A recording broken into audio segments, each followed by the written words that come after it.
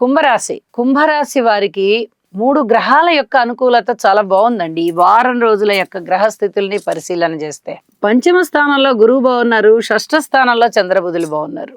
అంటే ఆదాయం బాగుంది, ఆరోగ్యం బాగుంది, ధనము బాగుంది, సంతానం బాగుంది, ప్రణాళికలు బాగున్నాయి, దైవ బలం బాగుంది, దూర ప్రాంత ప్రయాణాలు బాగున్నాయి, పూర్వజన్మ పుణ్యం బాగుంది, మిత్రుల యొక్క సహాయ సహకారాలు బాగున్నాయి, చేపట్టిన ప్రతి పనిలో విజయావకాశాలు బాగున్నాయి.